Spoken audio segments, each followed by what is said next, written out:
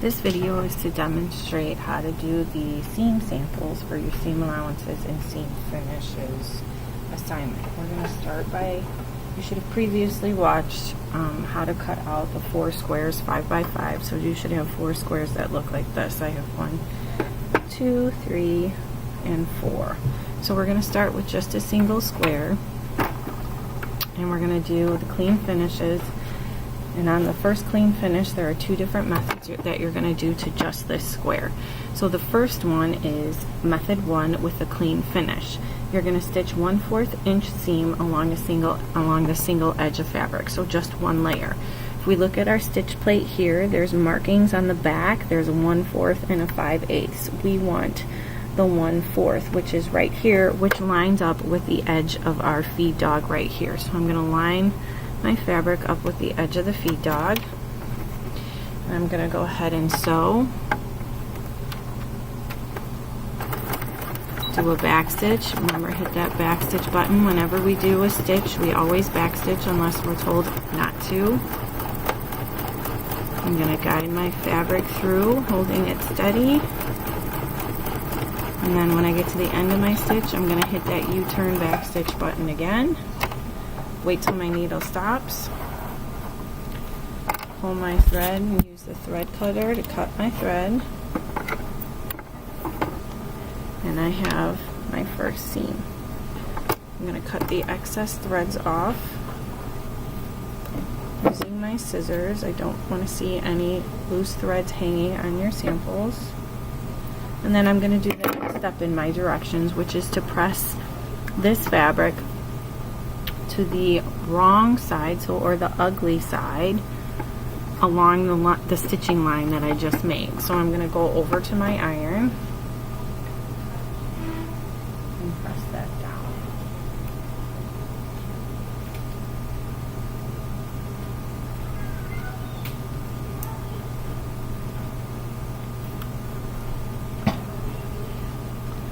Then my last step is to stitch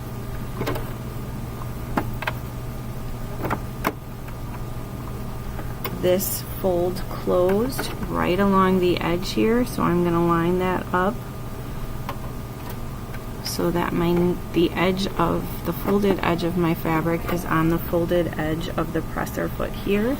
I'm going to put my foot down, make my stitch. Again, whenever I start a stitch, I always back stitch. So I'm going to do 1 or 2 stitches, hit the back stitch button, and then continue. Let go of the button and then continue on completing the stitch with my fabric edge lined up with the outside edge of the presser foot. When I get to the edge, I'm going to back stitch again and sew off the fabric.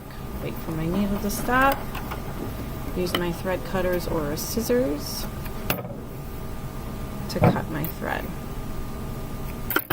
And I have my first side done. It should look like this. Then on this same piece of fabric, you're going to do method number 2, which is to fold 1/4 of the edge to the wrong side of the fabric and stitch 1/8 inch from the edge. So on the opposite side, so I have my seam that I just did over here. On this opposite side, I'm going to fold my fabric over 1/4 of an inch. I'm going to use my seam gauge to make sure that I have an accurate measurement. And then I'm going to go and press that down at the ironing board.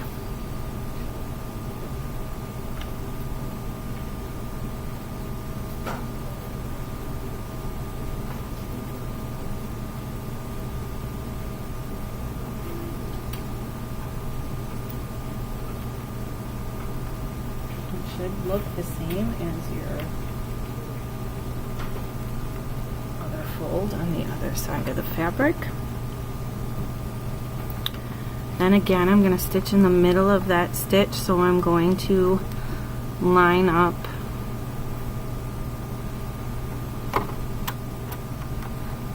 my fabric with the outside edge of the foot, the presser foot again. Put my fabric down and then start my stitch. Back stitching, I'm going to pause just to move my thread out of the way so it doesn't get caught. And then I will continue stitching.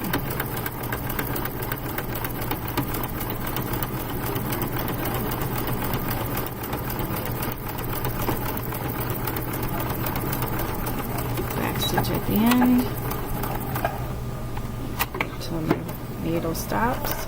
Pull my fabric and either use your thread cutter or your scissors. I prefer scissors to cut my excess thread. It should look like this on the outside and this on the inside. So that's your first seam finish, number 1 clean finish, and you can go ahead and staple that to your paper and move on to the next video for the next seam finish.